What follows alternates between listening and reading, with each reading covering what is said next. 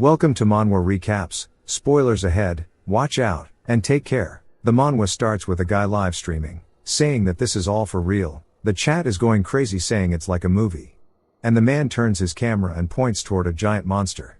The chatters are asking if it's real, since it's not even on the news. A man drops his phone and runs over to his balcony. His face is both scared yet curious. As he looks up, we see a figure in his eye. As there is a giant ominous form clasping its hands together, as if it were praying.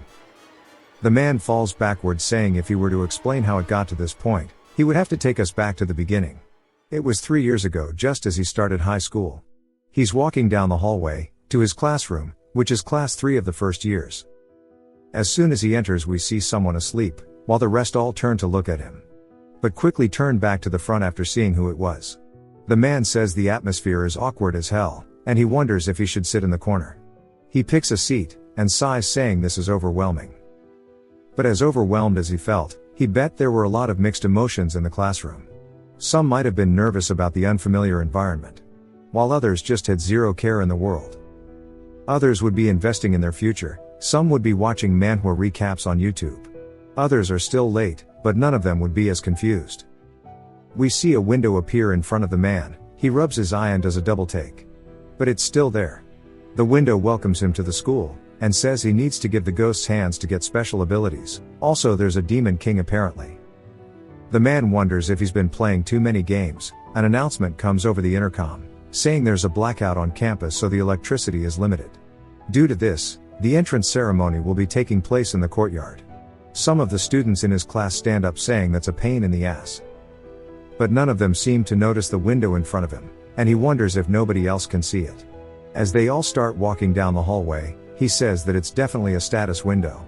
He says that there was a study done that shows 80% of men see status windows. But of course he just made that shit up. He starts to nervously scratch the back of his neck. And says he's gone crazy on his first day of school. He makes his way to the courtyard and looks at it saying it still isn't disappearing. But he wonders what the hell it's even talking about. Mentioning mysteries, urban legends and even ghost stories. He doesn't even like those things. He sees there's an option for a second page, and stretches his hand out to the window. But someone yells at him which startles him, and tells him to line up properly. He decides that he should focus on the ceremony first, and wonders if he can get rid of the window, and just like that it disappears.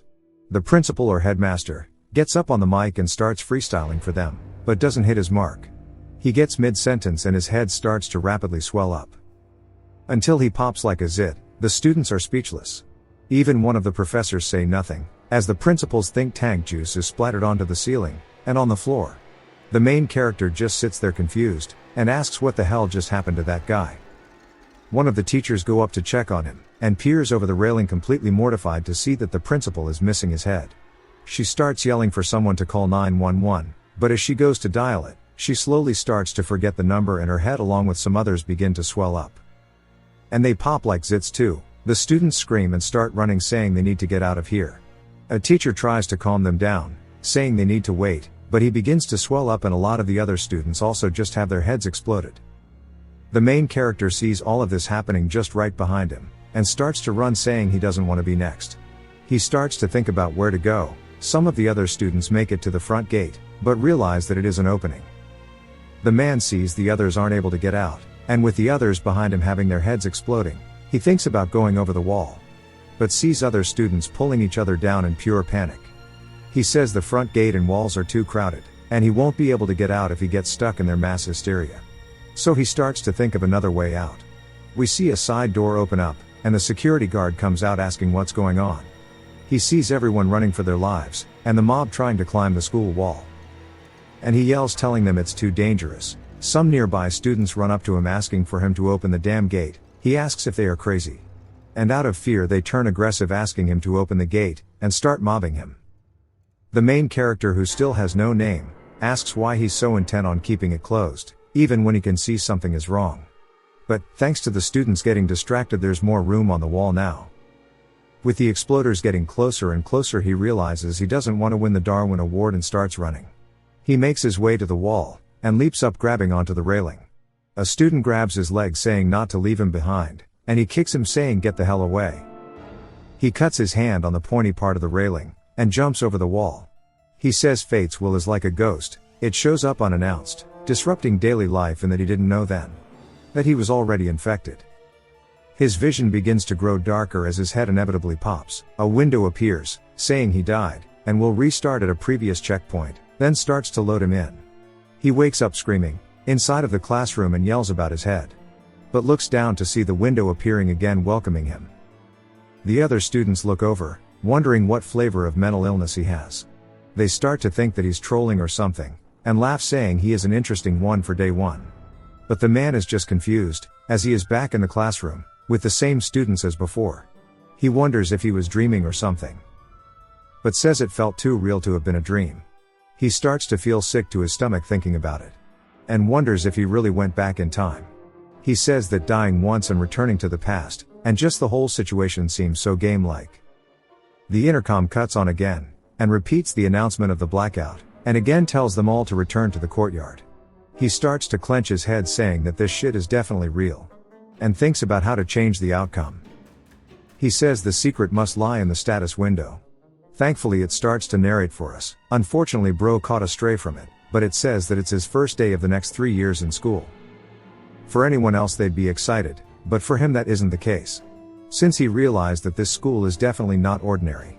And he has an ominous feeling that there will be more bizarre things to happen, but it's the first day of a long 3 years ahead of him. He sees the window mentioning a tutorial, saying to make 3 friends and start a club, and he'll be given 10 ghost story points. He says he thought it was very game-like. The difference is that the pain he felt from exploding definitely wasn't virtual. He wonders what he should do, saying their teacher forced them to the courtyard again. He wonders if it'll happen again, or if he's really just losing his mind. He starts to get too caught up in if it's real or not, and glances back at the wall he leapt over. Saying since he's at the back of the crowd, he can leave hella quick if it repeats. And that he will run at the first sight of danger. The principal starts his monologue, saying he's so happy to have them attending. But just like last time, his head explodes, while his blood flows through the air. The main character quickly turns and starts running, leaving the rest stunlocked while they wait for what's next. He says he needs to get through the gate somehow, before the others crowd it. He turns and sees them right on his ass, saying they are quick. He has an idea, and yells to get the security guard's attention. He comes out of his office asking what the yelling's about. The main character points at him, and yells, telling the rest he has the key and they need it to open the main gate. The security guard freezes up as the crowd begins to rush him, asking for the key. Now that his plan has worked, it's time to get a move on while they are distracted. Instead of climbing the wall, he opts to just climb over the gate. He lands on the other side. He doesn't stick the landing and says he can't think he's safe as he died here last time. He starts to run down the street, to get as far away as he can from the school. But he falls over and loses consciousness. He wakes up inside of the hospital, and when he opens his eyes he sees dudes in hazmat suits. They dubbed it, the Noksong High School 300-person head explosion incident. The government assumed it was an infectious disease and he was one of the few survivors. His parents burst into the room worried about him, and he seemed relieved to see them. They hug one another, and he says it took 10 days for him to be able to see them. After being pestered by the media and police for a long time, he returned to a normal life. But the status window is still there. He wonders what it really means, and now he is back inside of his room at home / just staring at it, and we finally hear his mother calling his name. She tells June that tomorrow is his graduation, so to sleep early. He sighs and goes to close the window. We learn it's been 3 years since the incident, and the window still haunts him to this day. He goes to cut his light off, and says he tried to avoid it. Since he made friends and joined clubs, but nothing happened. He thinks that it's truly just a hallucination. Just as the clock strikes midnight, the window says graduation day has arrived. And that the Demon King has been resurrected. He hears an emergency alert on his phone, which wakes up him. We see people all over the city looking up into the sky, and wonder what's going on. Now the start of the manhwa makes more sense, as the giant monster has appeared. Which of course, now we know is the Demon King. June says it's definitely near the school which was closed off, and he falls to the floor again, saying that the status window is real. At that moment he felt a chilling gaze, and says it felt like he was making eye contact with it. His body starts to shut down, as he starts to lose his sense of being and is left with nothing but pure psychosis, as he died in a way he couldn't comprehend. He obtains a bad ending due to turning a blind eye. The window says starting regression, and reloads his previous save. He jolts awake in his school uniform and looks down again to see the same familiar window, along with the intercom going off. While the students complain like usual, we see the one worrying about his future looking around the room, then returns to being an NPC. June starts to shake in fear, saying it started again. He thought he got over it, and that he became numb to the topic. But he still remembers it like it was yesterday. The door opens with his teacher asking why they aren't going outside. He says that she rushed them out last time too. She tells them to stand up, and to wake up the girl in the back of the room. One of the girls looks at her and gets too nervous, and the glasses boy also seems too afraid. June wonders why they aren't waking her up when the teacher asks them to. June turns around to see her, and sighs, saying okay. Then says that the other two are the herbivore types, and that the sleeping girl is closer to a carnivore. At least based on how they are dressed. He says they must be afraid, but he stands up saying he just got back from living 3 years, so to him being older mentally it feels like a ridiculous concern. But he decides to showcase what being mature is like, so reaches out to the girl and straight stutters for 5 minutes trying to form a sentence. The herbivores realize they sent one of their own kind to be slaughtered. The girl doesn't even acknowledge him, and June says he tried to pretend like he wasn't a girlfriendless loser, but he can't even talk to women. She starts to raise her head, and looks up glaring at June, who is intimidated by women. She scoots her chair back and gets up and walks out. June says he thought she was gonna hit him. Their homeroom teacher looks through the windows as they pass down the hallway, saying that the other classes have already gone outside. June starts to wonder about what to do. He says he remembers it from 3 years ago, and if it keeps going like this it'll be the same as always. So he needs to change something. He calls out to his teacher, and says it might be tough for him to stand in the courtyard since he's anemic. She says it doesn't look like he is anemic since he isn't that thin. He tells her that it's not related to weight. She thinks about it, and he can see that she doesn't seem uncertain. He tries to convince her by saying that if he collapses his parents would make a big deal about it. The teacher thinks about how that'd be an issue. She tells him that she'll take him to the infirmary. They head over to it, and after she leaves he peers his head down the hallway, and says she's finally gone. He closes the door saying he's already died twice, and that he doesn't want there to be a third. He says if things were structured like a game there'd be a clue in his classroom for sure, and that it wouldn't be too strange. He opens the door, and is surprised to see the herbivores from earlier. He asks what they are doing here. The girl awkwardly tries to explain it, and she says that when the teacher left the red jacket girl walked back to the room, so they followed her. June tells them they are more daring than he thought. The glasses kid clears his throat, and says that he's no different, then asks how his anemia is. June quickly tells him that it was a lie, and that aside they seem to be accomplices now. He says they should gather and talk about something. June thinks how it's better this way, and it'd be pointless to figure it out on his own, but if he talks he can find something out. He introduces himself to them as Lee June. We learn Glasses is named on Gyeongwon. The other herbivore is named Yoon Suna. June says bro's name is legit Glasses in Korean. We'll call him Jeon. He says they weren't leaving the class either, and asks why. Yuna says that she's smooth-brained. The window says that his understanding of Suna has increased by 5. June says it's yet another game system, and Jeon says he didn't leave after remembering a ghost story about the school announcement. June asks what it is. Jeon says it's a blackout, which is a pretty famous ghost story. June says the term ghost story is brought up in the window too. June asks him to tell more about the ghost story. Jeon says that one day there was a blackout at school during the evening class. The sudden darkness startled the student, but there was a broadcast that followed, which told them to go to the courtyard. While others walked out, the top student in the class stayed behind. Seeing this, the second-ranked students ask the top student why she wasn't leaving, and asks if she has to study even now to become a top student. The top student slowly answered, asking if they hadn't noticed, asking how they can broadcast during a blackout. June and Suna are confused, and ask if that's all there was to it. Jeon asks if he's heard it before. June says it sounds semi-familiar, asking if there's more to it. Jeon says there's a few variations, but that's how ghost stories actually are. For example, there's a story that they looked out to see a blood-filled courtyard. June quickly asks him if they survived, and Jeon replies saying it's safe to assume that, but says it's not a real story, so why is he so invested into it? June says that's true, but he stayed behind because he took the story seriously, right? Jeon says it did bother him a bit, and that they wouldn't be able to use the intercom during a blackout, so he thought he'd just sit in the classroom again. Then says maybe they were still able to do the broadcast due to the backup system. June says he seems excited, and he's the type of guy to show how smart he is. His understanding of him increases by 20. He opens the status window up again, and looks at it. And double checks that it mentions ghost stories, and he says that he needs to figure out the relation. Sana chimes in, saying that she thought it was an interesting story. He's surprised she spoke up, and he says she mentioned she was a bit slow, but didn't expect it to be so extreme. And then he realizes that it must have looked like he was staring at her. He apologizes, and then the principal starts to talk.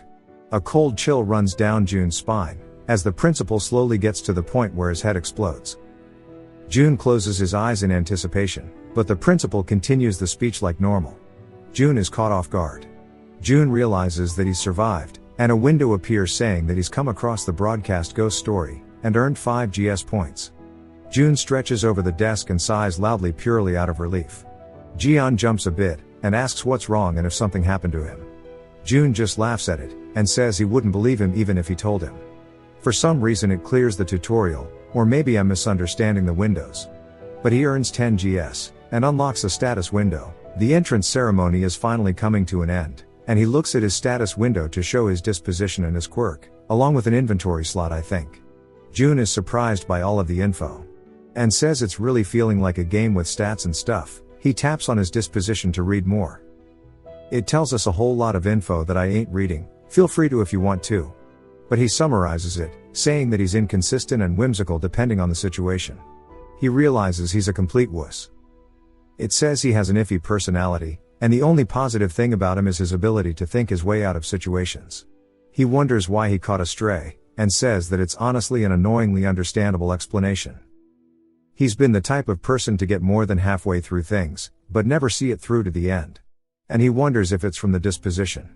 He says it's like the window knew more about him than he did himself. And he wonders if he can use it on others too. He looks at Jian and opens his status window. And it opens up his window, but has some of it as question marks. He's a bit of a wiki warrior. June says he's just as he thought he was. He wonders about Sana, and opens her thing, but sees that it's all question marked, and that she acts slow. He sees that she is only 16 and decides to try asking her about it next time. He received way less info on her, and says it must be due to the understanding level being too low. He wonders about the delinquent girl, and opens it. We learn her name is Lee Jinhee, and she also has no information. He has an understanding of 0. He says he didn't expect much to be here, but it's quite odd how it knew info about him he didn't even know, and that it knows everyone's names and ages. When he's never asked for some of it, and that the status window can see way beyond his perception. He closes his eyes, and starts to recap how for some reason unknown ghost stories are happening in real life. There's a game-like system only he can see, and just like in a game if he dies he can respawn. He's not sure what the purpose is for the GS points either. It said he cleared the quest to make 3 friends as well. The 2 of them should be Jian and Sana, but maybe Jinhee counted too. He wonders why she's counted, saying that is absurd. And he thinks about how when a delinquent says the word friend it's usually always dangerous, so he should look out for it. We are then introduced to his teacher Damim, who tells them all to read through the handouts carefully. He wonders why his teacher's name is just teacher in Korean. He glances at the paper and says most of it is just common sense. But his head hurts so he really doesn't want to read anything. But some of the students who are reading it are a bit concerned about what it says. An announcement comes over from the broadcast. They received that they were printed incorrectly. And they'll be coming back to retrieve the handouts. His teacher out of breath comes back into the room. Saying there's a mistake in the handouts, he tells them all that the students in the back should collect them all and hand them to him. June looks back at them wondering if there's something odd about them. Someone quickly takes it back before he can read it. June says that was hella fast, but says it's whatever since he can just ask Jian or Sana about it. Jian tells him that he didn't bother reading it. June is speechless about this. But Sana chirps up saying that she actually read the handouts. June asks her what the mistake was. She says that it was worded correctly, it just had something odd. June and Jian ask what it is.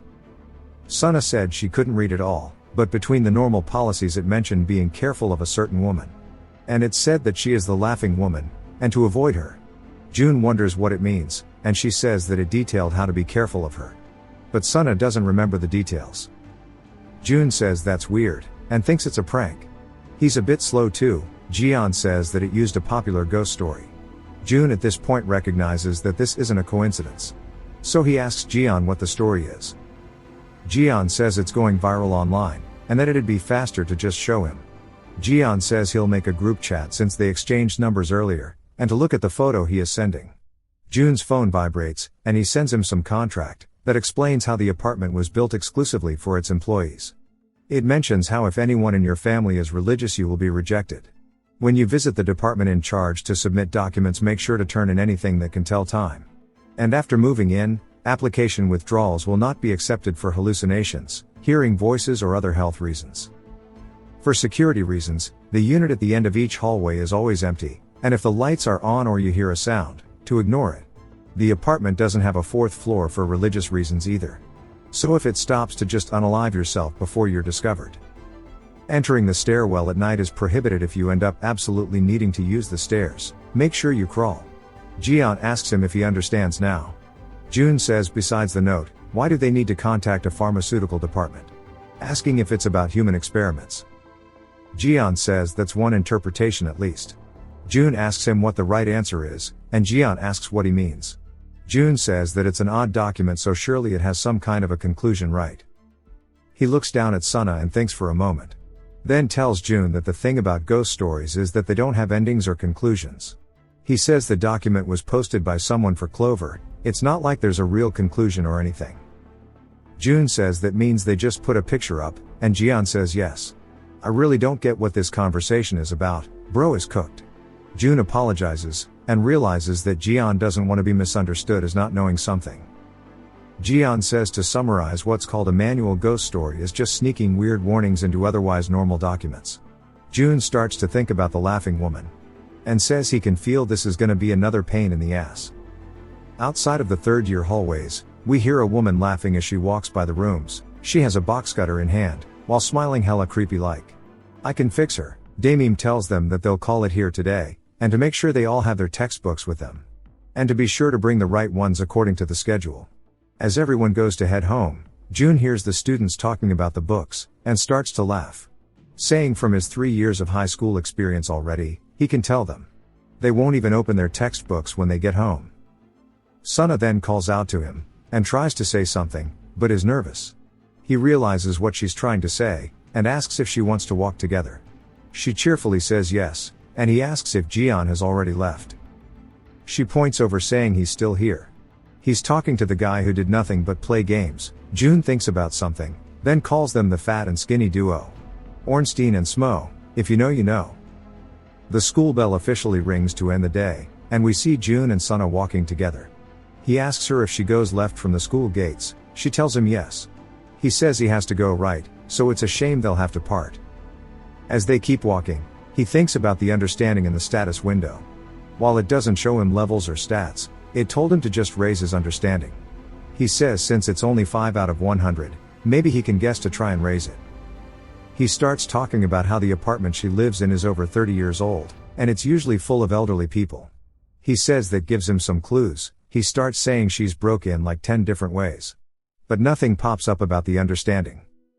He says it doesn't seem to work like this, and thinks his vocabulary is the problem. So again he calls her broke 10 different ways, she's catching stray after stray. He says he guesses it doesn't work like this after all. And then thinks it'll need to be more of a deeper deduction. He says that she acts slow and doesn't talk much.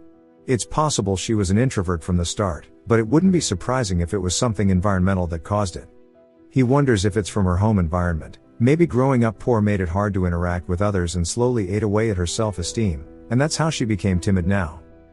His understanding of her jumps up by 30 points, and he is surprised that it actually worked. She calls out to him, as they've already reached the gate. The security guard scolds a girl for her shoes, and June recalls him being mobbed previously. They both say bye to one another, and as she goes he tells her to hold on, and he starts to think about the words to say. Then just apologizes to her. Since it's been 3 years for him since he's walked home like this, it's a bit nostalgic to him. He couldn't help but feel excited about it all, but unfortunately he was sleeping on one important fact. He goes to ring the door, but quickly realizes he has no clue which apartment they lived in. A lady starts to come out, and he says this is great timing. He quickly runs in the door before it closes, and makes his way back home. He opens the door, and then remembers his mother is a cashier. Even though he spent a lot of time with them over his 3 years, he still misses them greatly right now. There's no way they made it through the Demon King unharmed. He spots something on the table. It's some money and his mother saying to go buy something to eat. He looks happy while reading it, but asks where he can get chicken for that cheap here. He eats something out of the fridge, and says being home is an unbeatable feeling. He looks over and says that nothing happened, but he wasn't able to let his guard down at school. But at least here he can finally relax. He thinks of the Demon King, asking how he's meant to fight that. He lays down on the couch, saying it's a whole new arc for school, and even though he's done 3 years already, it feels like a whole new start. He lets out a sigh, and says it means he'll have to take the national exam again, and says damn. Later in the day he hears his door buzzing, and he quickly gets up out of bed, and runs out of his room to see his parents. They are surprised he's so excited, and ask what's gotten into him, asking if he saw a ghost or something. He quickly says that's not it, and his mother asks what he wants to get for dinner. He tells her whatever she wants, and she says he's definitely being odd. He looks back at his system window, and it says he's on his second attempt, and has 13 GS points, and a casualty rate of 2%. There's also some other stuff, but he will explain when it's important.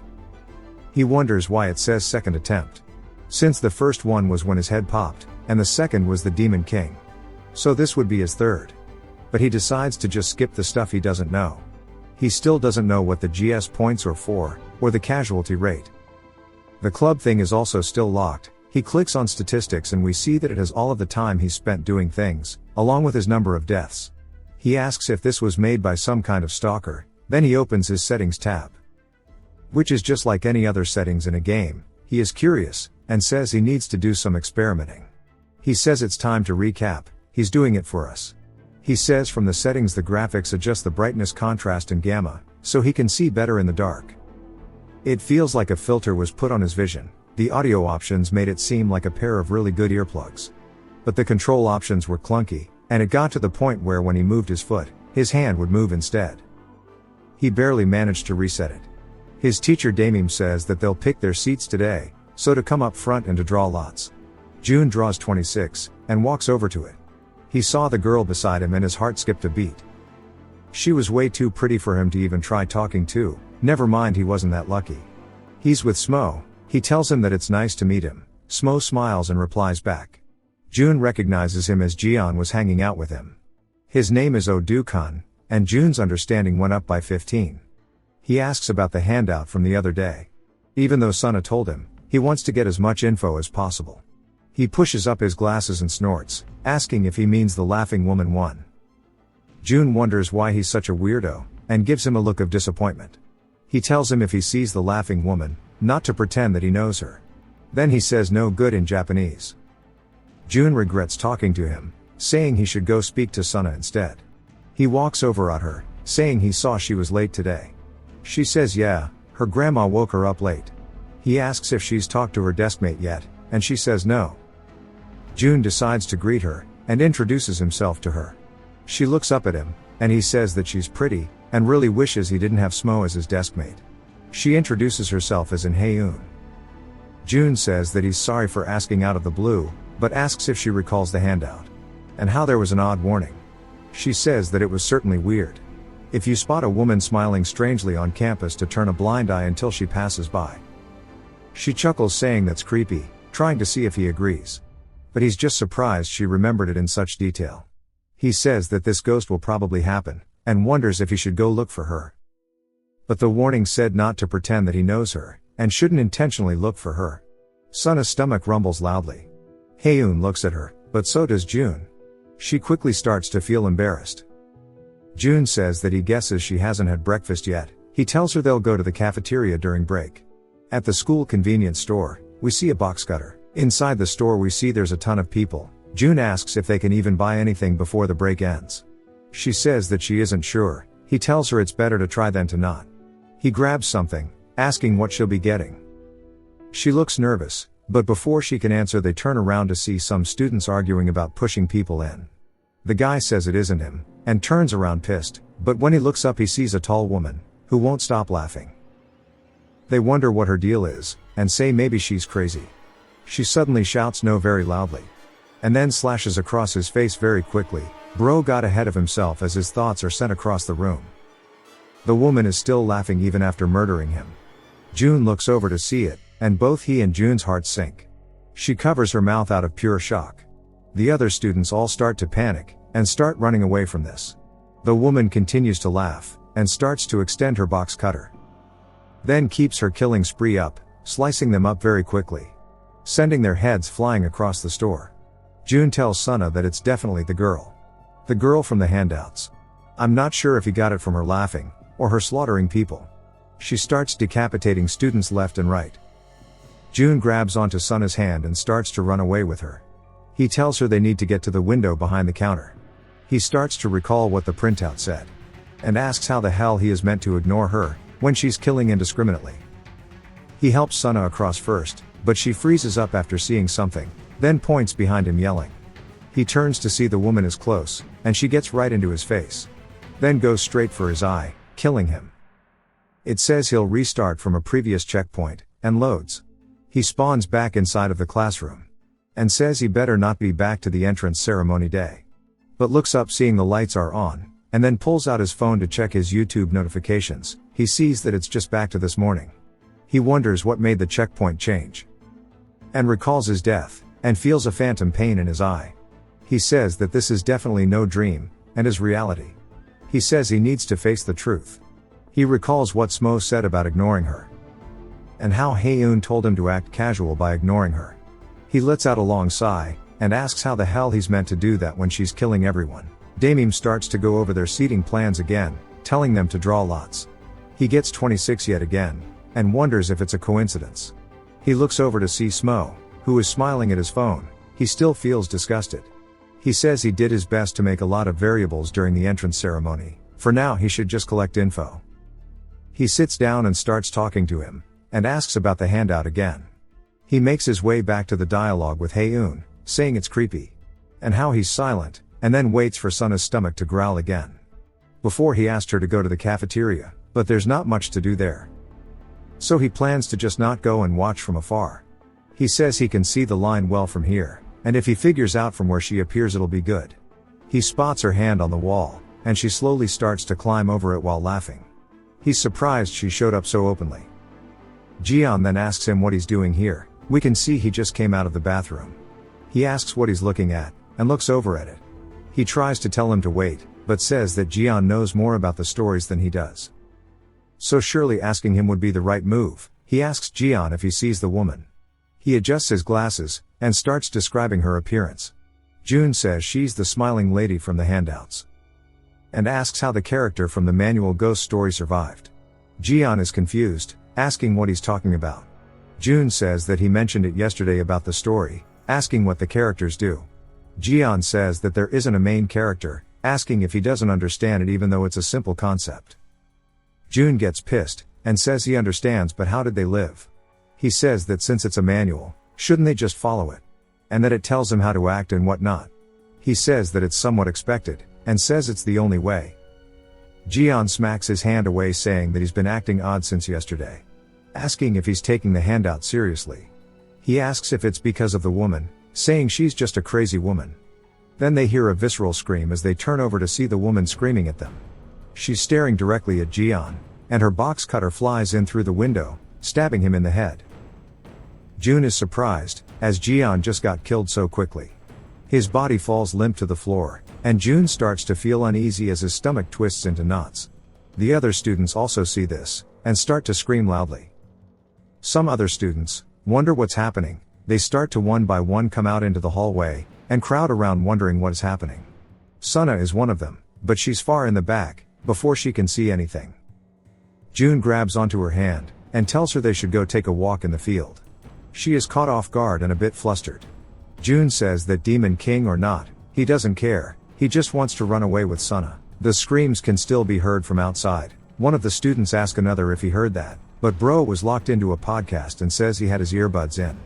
The other student says there was a scream. Then we see June and Sunna running out of the school. He is holding onto her hand, determined to live. Sunna hears even more screams from behind. She tells June, but he tells her not to bother turning back. June is out of breath and says that it's the same thing from the store, or maybe even worse since they are in a hallway. The screams are drowned out by the woman's laughter, and she starts going to town on them. Head after head just sent flying, other students just watch in pure fear. June and Sana can even see it from outside. They keep running, and he wonders if they are doing this right. Asking if they can escape by running, but then what? He'll spend 3 years in another school, only to die by the Demon King to repeat this cycle. He says even if it isn't, he can think of something later. A cold chill is sent down his spine, as we hear the woman saying to not leave. June realizes she's talking to them. He starts to panic, saying they've been caught. But says it's okay, the gate is so close, and they definitely have enough time to climb the wall and hide. But he severely underestimated how fast she was, as she would smoke even Usain Bolt. Sana calls his name out but sounds distant, so he turns, thinking it's odd as she should be right behind him. But then he sees that he has just been holding onto her arm, as her body is on the floor with a laughing woman standing atop her. He falls to the floor, with his thoughts being drowned out by his heartbeat. He starts to beg for help. But it's too late, as she is already too close and cuts his head off. With his few seconds of consciousness left, all he can hear are her screams while being told he will be restarting again. He loads back into this morning, and is riddled with fear. He asks how the hell he can fight something like this. She's strong enough to cut people's limbs off with just a box cutter. She is faster than the world's fastest man too. He sighs, and says to calm down, there has to be a way out of this. He says the laughing woman is from the manual ghost story, just like how yesterday's announcement was resolved by staying in the classroom. The condition must be to pretend not to see her. But how can he do that when it's so terrifying? Even if he does it, those around him won't. Which will lead to there being another massacre. He says that the only solution is for him to be alone with her and to succeed. He talks about how it's driving him crazy, and he goes back to drawing lots again. He picks 26 just like usual. He says he's died a couple of times, but how can he get the same number 3 times in a row? But decides it's irrelevant. He says it won't be hard to be alone with her. She climbs over the wall during break, so he just needs to climb over first. The problem is pretending he cannot see her. He could close his eyes and block his ears. But that means he'd already have reacted. So he needs to endure it with his eyes open and without blocking his ears. He says there's no way to do that, bro forgot about settings. He starts to think about it, and wonders if he has to be the one to even do it. He says this ghost story is different from the entrance ceremony one. Since it's a real entity and not a mystery, it may be possible for others to stop her. Earlier he got caught since he ran across an open field. But he can survive if he runs or hides on his own. However, even if he reports it quickly, it won't save those in the store. So he decides that he could turn a blind eye to it just this once, and starts to think about the aftermath. Sana calls out to him, and blushes while trying to ask him if he would want to go to the store with her later, as she is a little hungry. He recalls her lifeless body from last time, and hides back the frustration from telling her no. He doesn't reply yet, and says if he knew about this he wouldn't have made friends. Even though he was meant to make them, so there's a way to clear it without anyone dying. But he's too phased to think about it. He determines himself to figure it out solo, and she calls out to him saying it's okay if he doesn't want to go. He sighs, and immediately folds, saying that he'll go with her. He says surely it'd be okay to go, right, and he can just take her to the store. Right outside of the cafeteria, June approaches the wall. Sana seems a bit nervous, and says the cafeteria is over to the side. He says yeah, but asks her to wait here for a second. He tells her he's gonna climb the fence for a bit, so he wants her to watch his back. She nervously looks to her left, and then to her right, and seems frightened for some reason. He asks her what's wrong, and realizes that he was distracted by the laughing woman, so it would look like he's trying to get her to cover while he smokes. He tells her it isn't like that, and that he has something important to take care of. He makes it over the wall, and says she should soon be climbing over the wall and head to the store. Unless she can teleport or something, she should be heading nearby. He says she's so tall it should be easy to spot. Then he does so, and sees her in the woods. She stops walking, then turns over staring at him. He says it's fine as he hasn't reacted yet. He wonders what to do, saying he hasn't figured out a way to deal with her yet. Unless he can blind himself, how can he ignore her? Then it clicks with him, the fact that he has the damn settings. He quickly puts his brightness to max, and can't see a damn thing. He says this is good. But it's not like he's looking away, he's just spacing away in front of her. He starts to hear her voice, and realizes that he needs to mute the audio. So he quickly swipes it down. He sighs, and says it's almost like he is meditating. And since he knows Suna has his back, his heart is very calm. But he is a bit uneasy since nothing is happening. He wonders if she went straight to the cafeteria, and goes to adjust his brightness a bit. But as he slides it down, she is right in his face. So he quickly maxes it out again. He hopes he didn't make a reaction. He wonders if she's doing this intentionally to force a reaction. He sighs, saying the status window is a power that she can't even change. He says that she is probably prowling around waiting to see a reaction, so he just needs to stay still. He says everything will be fine. He starts to think about all the shit she's put him through and says it pisses him off. Then smacks her in the face. The laughing woman is surprised. And he starts giving her the domestic violence no jutsu. Saying equal rights, equal lefts. He keeps hitting her, and says it's working. As she hasn't attacked back, it means that he hasn't violated the manual. He tells her to look at his face. She can surely tell he isn't looking at her. He's just a normal student who is practicing his shadow boxing. He hits her saying this one is for Suna, then gives her a left saying it's for Jian. Then he goes for a kick, saying this is for his grandpa. The laughing woman falls to the floor, but he doesn't know that and sits there out of breath, saying she was nothing but a chump. While being gassed out, he wonders how long he's been hitting her for. Asking if the break is over yet, but says that him being in one piece means he is definitely following the manual. He wonders how long he has to do it for, saying he should have gotten a message like before. Then he says maybe she actually ignored him and went to the cafeteria.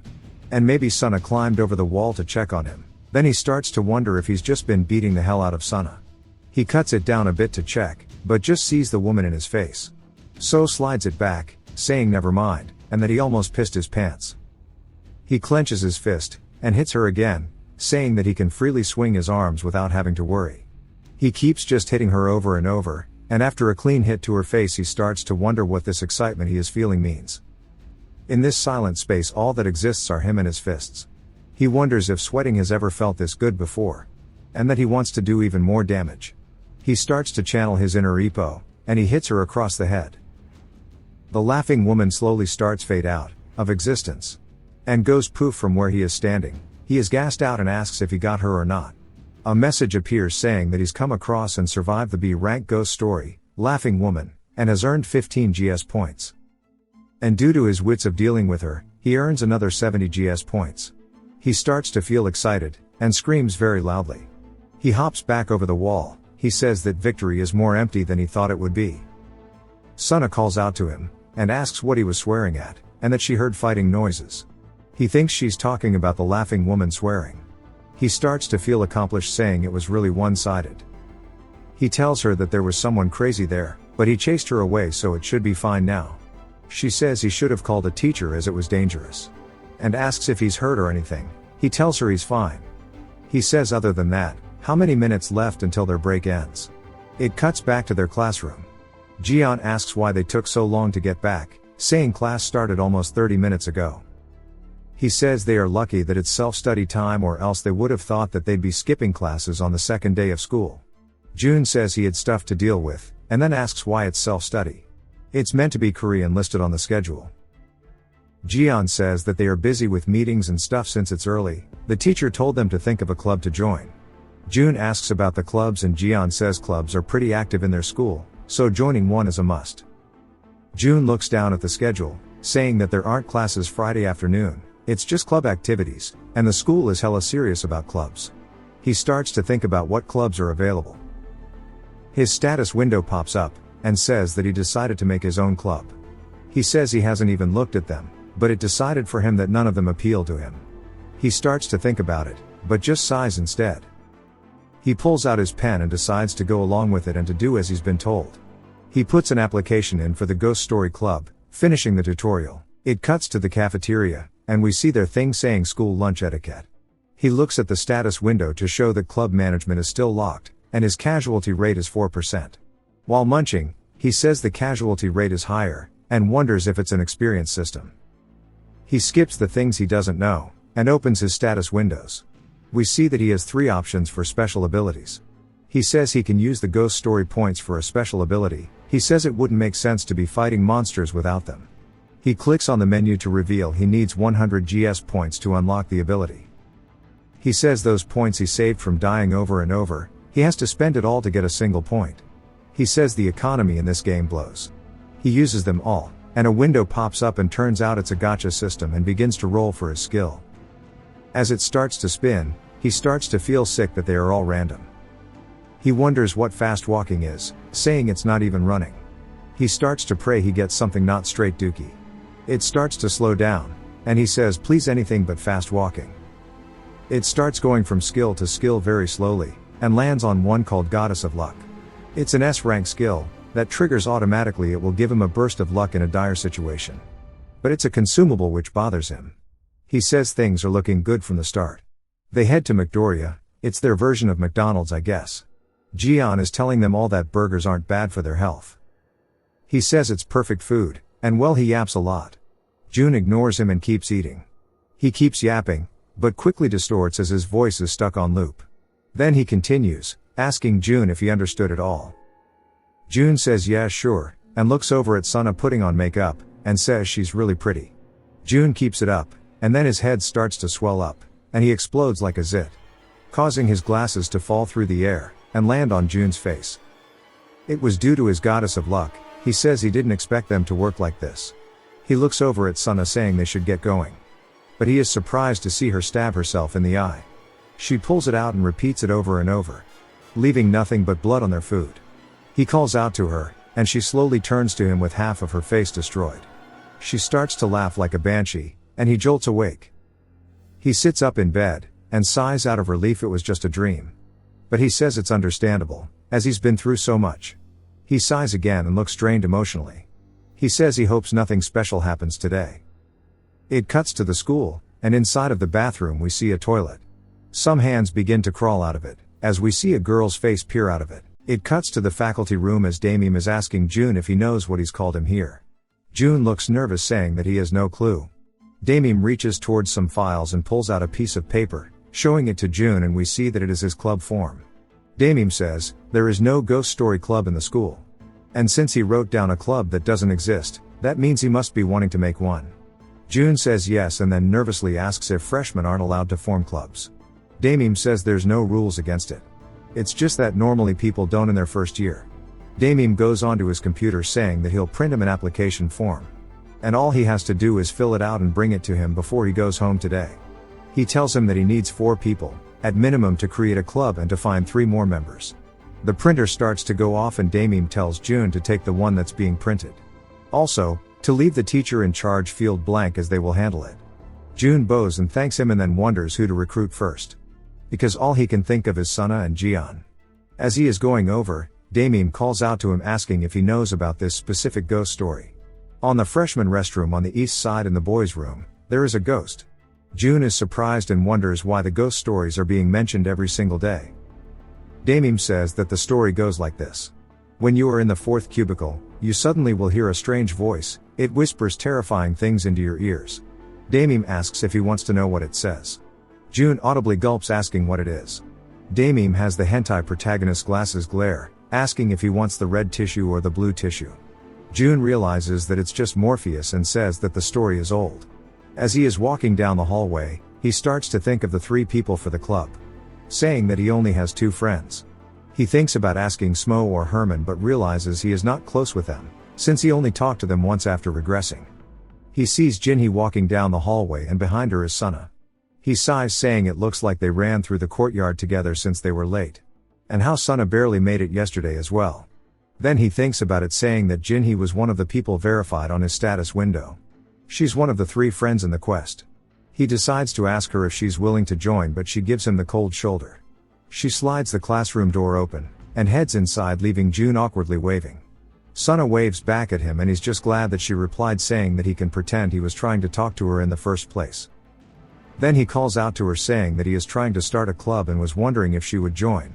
It cuts to the bathroom and he's dropping straight heat.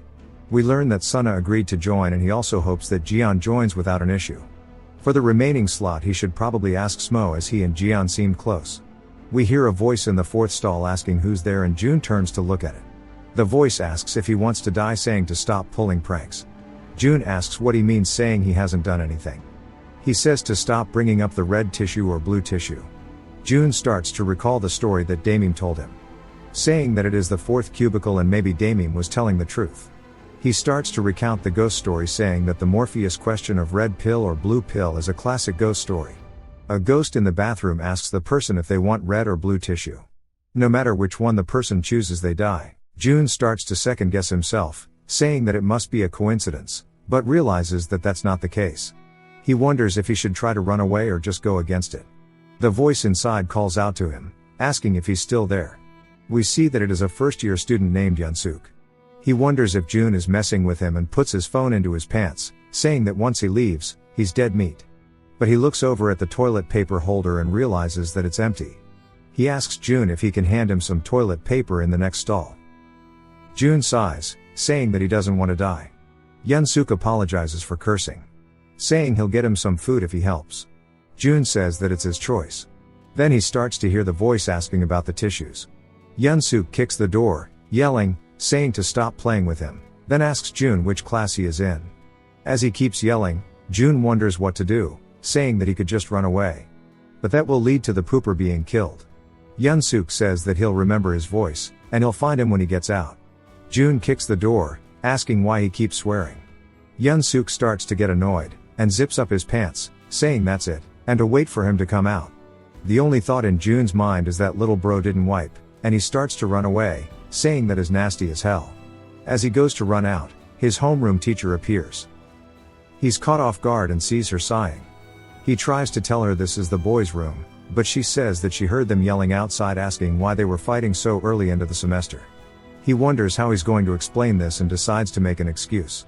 He tells her that Yunsuk didn't have any tissues, so he was poking fun at him. She sighs, asking if he is a child or something, saying that he should have just borrowed the tissues earlier, asking why he didn't answer when he was told to pick a color. June awkwardly laughs, saying he knows, then realizes what she just said. As she starts to crouch down onto the floor and crawl on all fours, straight past June onto the ceiling. Yunsuk looks up to see her and she starts to twitch and convulse while repeating how many times. Then her head turns full exorcist as she asks how many times she needs to mention the tissues. She asks Yunsuk why he's not answering. Yunsuk runs out of the stall without wiping and falls onto the floor, probably smearing it. He wonders what that is, yelling, asking what's going on. He makes eye contact with the teacher, then she jumps off the top rope, landing right in front of him. In the deepest voice imaginable, she asks him to choose between the red or blue tissues. Yunsuk starts pleading with June for help, but June is at a loss for words. He's sure she was the teacher at the entrance ceremony, wondering if she's been a ghost the entire time, but says she's most likely just possessed instead. He starts to think about it. How if you pick the red tissue you bleed to death? Whereas, if you pick blue you're strangled to death. He takes a shot in the dark, quickly yelling out white tissues. Yunsuk begins to shake and cry as June tells his teacher to give him the white tissues, since if he's going to die either way, he might as well pick a different option. He knows it's a childish idea, but there's no other way. He wonders how she will react. She raises up off of the floor and starts walking towards him, saying that boys his age can't help it after all. She puts her finger on her lip, asking if he really wants the white tissues, while giving him a seductive look, making June's heart skip a beat. June wonders what he's supposed to say, since the red tissues turn him red, the blue tissues turn him blue. He wonders if the white will turn him white, wondering what that would even mean. Yunsuk takes this chance to run away. June gets annoyed, saying he left as soon as he drew aggro and grits his teeth, calling him ungrateful. The teacher then says so and gets close to him, asking what they are going to do, asking if he wants to experience the white tissues. His heart starts to race and he wonders what will happen if he says yes. He stutters and then quickly says that he's sorry, he hasn't pooped yet today, so he'll just accept her thoughts and then walks away. I have second-hand embarrassment. He wonders if it worked and he turns, saying that it was the fourth cubicle in the story anyways, so he shouldn't be a part of it. As he walks, he prays she doesn't come after him and he exits the bathroom door. He lets out a long sigh, then looks at the status window that pops up, saying that he has survived the C-rank ghost story. He has earned 10 GS points. He squats down out of relief and says at least this time he finished it without dying. And he wonders what the white tissues were. Back in the classroom we hear Smo saying that life is truly wonderful, and he's glad that he has a desk mate who initiates conversations, as it usually only happens in anime, and in some weeb Japanese. He apologizes about the club invitation, saying that he's planning to join the anime club, where he belongs. June stares at him and wishes that he was in any other manhwa right now. We see him telling Jian about it and that it's called the Ghost Story Club. He asks Jian if he is interested. Jian thinks about it, saying that he was just planning to join one of the academic clubs. Jun says that's no surprise, as he didn't seem to care about anything other than the college entrance exam. But decides to give it another shot. He tells Jian that joining academic clubs is a losing strategy for freshmen, as they don't put you in extracurricular activities that would be helpful for resumes. Jian asked what he means. Jun explains that because of the seniors, the school focuses on activities in the second and third years. Even if you win an award in a club competition, the seniors get their names listed first. Jian asks what he is talking about, and why he's even giving him advice. Jun wonders if he hurt his pride or something, saying he's rude. But his understanding of Jian increases by 5.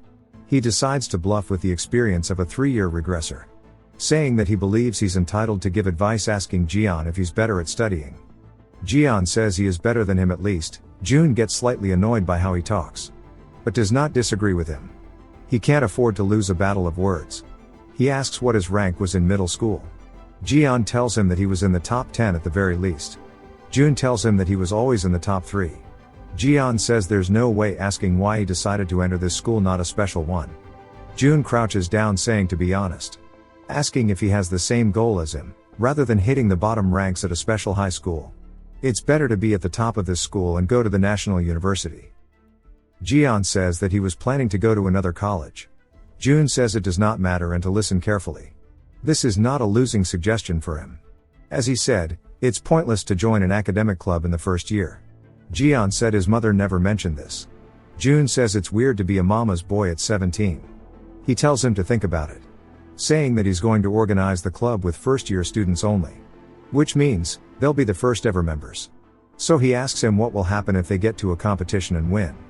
There won't be any hazing or anything else. Jian apologizes to him, saying that the ghost story theme is odd, but it doesn't sound like a bad idea. Jun thinks about how he's already got him, as he can't decline this offer. That is because his understanding of Jian has increased by another 20. Jian says that it would be better for him to start a club instead. Jun says that'll be difficult, as originally the first years weren't allowed to make clubs. Then lets him in on a secret, but he has connections on the teacher's side. He's completely bullshitting Jian, eats it up and then daps Jun up, saying he'll give it a shot. Now Jun only needs one more person to form the Ghost Story Club. Jun says that anybody who submitted a self-introduction letter to college would naturally know that documents are usually half fiction. We see Sana nervously asking if he is done yet. Jun says almost, and we see him writing something out, saying that it will be good to sugarcoat it. Sana asks if they'll be able to do club activities by themselves. He says that only if they get one more person, asking her if it sounds fun. She excitedly says yes. He says that she's probably just glad to have people to be comfortable with. His understanding of her increases by 5. He says not to worry, as he'll make sure to get one more person before the end of today, and they'll have fun. The clock ticks by, as it gets closer and closer to dismissal time. Jun says that he is screwed. They'll leave soon and they still need one more member. He wonders what to do, asking if he should just write down a random name. He decides that doesn't feel right and he'll need to talk to the teacher about it. Damim tells everybody good work, and how this morning a student slipped in the bathroom and got hurt, telling them all to be careful not to slip. As everybody goes to leave, Jun calls out to Damim, handing him the club application form. Damim snatches it up before Jun can finish his thought. Damim tells him that he'll see him tomorrow. Jun tries to get him to wait, but Damim quickly walks off. Jun says that he's the type who won't stay longer than he has to, and his understanding of Damim increases by 5. As he starts heading back home, he says he ended up submitting it one person short, and that the status window says it's a quest. So he wonders what will happen if he fails. But he decides to stop worrying about it, saying he is sure it will work out, as he keeps walking home. This was the first day. He survived without dying. Of course, it was thanks to him knowing of the story beforehand. He wonders if he's supposed to study ghost stories for the future, and thinks about all of the trouble so far, saying this shit is exhausting. He looks up towards the apartments. He sees a figure on the balcony, which is his mother. He waves to her, saying that she's home early, wondering if something happened. She doesn't respond to his waves, and then starts to glare at him. He wonders why she's just staring, asking if maybe something bad happened. He quickly runs up to the door and opens it. He tells her that he is home, but she's nowhere to be found. He walks around asking where she is, and goes room to room, saying that he is pretty sure he saw her. He opens the balcony to see Slippers, asking where she went in that short moment. saying that he is sure she was here. Then a chill runs on his spine as he turns to his left to see his mother sitting inside of the washing machine. Just glaring at him, he gets scared and stumbles backwards, landing on the floor. He looks up completely panicked, wondering what's going on and if maybe he is hallucinating. His heart starts to beat rapidly and his eyes begin to blur, as his mother's head peers around the corner asking him how school was. He doesn't answer, so she asks him again how it was. June says that he needs to run and starts scrambling towards the door, wondering if his mother is possessed, asking why he has to suffer this at home too. He gets to the door and his mother yells, saying that he's just like his father, asking where he thinks he's going. He grabs onto the door and then opens it, hauling absolute cheeks downstairs. He makes it to the side of the street and is gassed out, asking what the hell is going on? He says since it's at his house, he can't run away this time. But he really does not want to go back. He lets out a sigh, saying he has no choice. He'll just wait for his father to get home from work. He has his phone with him, but he left his wallet. Yet he was still somehow able to put his slippers on in the middle of that. He starts to walk around wondering what to do to pass the time. Sometime later in the afternoon, we see him swinging, saying that he doesn't have the money to do anything. Then something comes to his mind and he stops talking as he says that he is thinking about Sana. It's not like he has a specific reason and he decides to just message her while he's thinking about her. He sends her a text, then realizes after sending it that was the first time he's ever messaged a girl. He hopes he didn't make any mistakes, saying maybe he should have been more formal, saying maybe she'll cut him off for being rude. She replies, saying hi, and even adds a cute smiley face. He's surprised that she replied but instantly feels giddy, saying that she's so cute. He starts asking her what she is doing and she says that she was just spacing out. He thinks about it and says there's no way she was just spacing out, saying that it might be a girl language. There is a whole lot of text, I ain't reading all that, you can if you want. After he says that he left his wallet behind, she doesn't reply for a while, which makes him anxious. He wonders if she doesn't like him whining. He decides that he should try changing the subject but says that would make him seem clingy. She then replies, asking him if he would like to come to her place. Without hesitation he says yes. He heads over to her apartment, and we see her open the door. She tells him that it's a bit messy but welcomes him in. He starts to calm himself down as his heart is going crazy. He says he doesn't want to think about stuff like she has a girly room, or that it smells nice. He enters the apartment seeing that it is hella worn down, but says he expected this much already. He takes his shoes off, asking if her grandma's not here. She is then surprised, asking how he knew that she lived with her grandma. He says because she told him that her grandma woke her up late. But then he realizes that that was in a different life as he was killed. Since her brain is smooth, he gaslights her into believing it. He quickly changes the conversation, asking her if she plays games. She says that she doesn't have a computer. Then he spots the TV, asking if she wants to watch it, saying that they might be able to find a good movie. She says that it can only show public TV networks.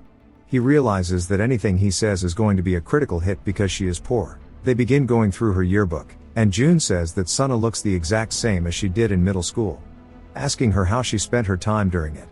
She awkwardly tries to come up with a reply, but it ends up with just silence instead. June gulps, saying this is awkward, and that he needs to change the topic. He looks up to see one of her books about humor. She says it's a really old book, but that she finds it funny. It's just a bunch of puns, and he starts asking her about them. He starts to read them aloud and she answers them.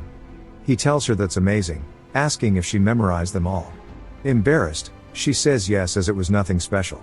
He says he understands though, since there's not much to do at Sana's house and since she has no friends. She kept reading the humor book over and over to the point that it became worn out. He starts to feel guilty, saying that this isn't good, and no matter what they do, it feels more tense and there are too many landmines here. She misunderstands what he's feeling, asking if her house is boring. He's surprised and she apologizes, saying that she called him because she wanted to fix her personality now that she's in high school. But sadly she's poor, so there's nothing fun to do here. He looks at her and asks her what she usually does after school, as he is genuinely curious about her hobbies. She starts to tell him what she does and says yesterday she came home to get changed, then walked around the neighborhood for a bit and then went to sleep right after eating dinner. She says that she went to bed late so she couldn't wake up early, and he realizes that's why she was late. She apologizes, saying that she can't remember the day before yesterday. He calls out to her, saying even if the ghost story club doesn't work out, he wants to join the same club as her. She is surprised but smiles warmly at him, saying yeah, and his understanding of her increases by 10. He heads back home, saying that the time has come. This time he's got backup. His dad asks what's wrong with his face. He says that it's unbelievable, but there's something strange in the house, and something is pretending to be his mother. The father stiffens up, asking when he first saw it. June is surprised, and his father says that he first saw it 3 days ago. June says if it was 3 days ago, that's the day before the entrance ceremony. His father tells him how he came out of his room late at night and saw her doing a handstand on the table. When he called out to her as her neck twisted and turned at him. She says that all of the other husbands drive to pick their wives up, asking why he can't do the same. At work he got a call on his phone and he answers it. She's asking him if his mother is the only mother, saying she wants to go see her mother's face too. He says that for the past few days he's been waiting for his mother in front of the house even if he gets off of work early. June says that now that he thinks about it, his mother did ask if he saw a ghost in the house or something. June asks his father what they should do and he sighs, saying that they can't put his mother in danger. So they need to handle it themselves. They head upstairs and enter the house, but they leave the door stopped down, grabbing an umbrella for defense, and they slowly walk forward. They see a light coming from the kitchen and they both slowly start to walk towards it. We see his mother grab a knife and they both turn the corner in fear. To see her floating above the cutting board with the knife in hand. Their hearts start to beat like crazy. As the mother's head starts to twitch and then turns into a corkscrew, as she glares at them asking where they have been. And why they are coming home so late. June's father drops his briefcase, screaming to disappear if you're a ghost and leave if you are a human. The mother does not reply. And then after a minute, she asks if it's fair that when someone else makes a mess, she has to clean it up. June and his father both get cold sweats and she asks why they keep making messes. Screaming at them. She leaps at them, saying just let her relax please. Father readies his umbrella and opens it. Blocking the knife, he realizes that it's going to come into him, so he raises his hand, flipping the umbrella. Knocking the mother over, making her hit her head. She lays there for a second and then slowly starts to stand back up. Telling him that she can't keep living like this, and that they should hang themselves and die. Father tells June to stay behind him, saying it doesn't feel right. The mother does not say anything, but she looks up, giving him a haunting gaze. She says that she heard the class president can focus for 3 hours straight. And she never should have had a dumbass like June. She begins to David Blaine into the air, saying that they should all just die together. She starts to cry blood and then flies toward, repeating that they should all just hang around. Father tells June to run. His mother grabs onto him and begins to choke him out. June watches this and, trembling in fear, still raises his umbrella, saying to let go of his father. And then smacks her in the head. She takes the attack and then glances over at him, making him terrified. Father tells him to stay back as he will handle this. Then we hear their neighbors calling out to them. June turns over to see the neighbors entering their house, asking what is going on. June says that it is the auntie and uncle from next door. The uncle starts to walk towards June's mother, asking what is the meaning of this. Saying that they should settle it through conversation, asking her why she is doing this all of a sudden. Then he notices she is flying and his heart drops. She glares at him, saying all he does is drink and gamble, so she doesn't want to live here anymore. So she plans to hang everybody, and to stay out of her way. Uncle says that does not sound like June's father, and then comments on her eyes bleeding. He tells June that there is something wrong with his mother and to go to his house and call the cops. June panics, not knowing what to do, but father yells, saying to go do it. June grits his teeth and then starts running, telling his dad to hang in there. He and the auntie make it inside and he is gassed. The auntie asks him what is going on, saying that his parents were getting along perfectly normal just the other day. He tells her to wait and he will explain it later. Since he needs to call the police first. He starts to call them and then their doorbell camera goes off. Terrified, they both glare over. We hear June's father saying that he needs him to open the door. We see his eyes bulging and his tongue hanging out of his mouth. Both June and Annie are at a loss for words. June asks who he is and what happened to his father. His father asks if he's tired of eating instant noodles. To the point of getting heartburn. He got tired of it, so he hung himself along with his mother. And that June should join them and die. June asks what he's talking about. Saying that they don't even eat instant noodles. His father tells him to open the door. June gets pissed and barks, asking what they've done to his parents. His phone begins to ring and he picks it up to see that it's his mother. He answers it and she asks if something happened to the house. As she just got home from work, there is a huge crowd at the front gate. As well as the police. June realizes that people must have reported the commotion and tells her they're fine and not to enter, and if the police pass by. June then loses his train of thought as he watches on the monitor. As his father's lifeless body is moved out of the camera frame, we see his mother staring at the camera. As well as tons of feet hanging from the ceiling. June and Auntie are even more terrified than before as they hear people being choked outside of the apartment. June wonders what in the world is going on, asking if his dad is okay, saying that he needs to do something. He looks around for any form of a weapon and sees a bag with golf clubs. He quickly runs over and grabs one out. Auntie asks him where he's going and he says to wait here and he'll see what he can do. He opens the door to see his dad laying on the floor. He starts shaking him, saying to get himself together, but his dad is unresponsive. Then he wonders where his mother went. We see her pop down from the ceiling above him. He hears her breathing and turns as she is flying in, asking how he's going to marry anybody with his fat piggy body. He smacks her in the face with a club, which stops her for a second. Her head reels from the hit, but her gaze does not shift. She grabs June by the throat, causing him to drop the golf club. He struggles, screaming to get off of him, and tries to pry her hands away from his throat. But she begins to squeeze tighter, saying that he should just die already, and she's tired of him making her suffer. Due to the lack of oxygen, and his eyes roll into the back of his head and he is strangled to death. The windows appear, saying that he is dead and he will restart at the previous checkpoint. And it loads him in. We see Sana telling him that she had fun and to take care, but he is speechless. She calls out to him, asking what's wrong, and in a sad tone replies to her. Then instantly acts cheerful, saying that he'll see her tomorrow. She smiles, saying okay, and then he heads back home. We see him calling somebody and we hear Jian answer the phone. June says he has something to ask if he is free. Jian says that he is in his study break, and June tells him about a horror story regarding an entity pretending to be his mother, asking if he has heard of such a thing. Jian wonders why he is so obsessed with ghost stories, and June tells him that he is just curious, asking if it rings a bell. Jian says that if it's that kind of ghost story, he can think of one. And while there are tons of stories about ghosts pretending to be family members, there is a famous one which is called the Mother Dilemma. June asks what it is and if there is a way out. Jian thinks about it and says there is something. Jian starts to read the story out loud, saying, "On a certain night, I was on the second floor studying when suddenly I heard my mother calling. She asked me to come to the kitchen for a second, telling me to come downstairs. On his way to the stairs, where his mother was, he heard a startled voice coming from his parents' bedroom on the second floor.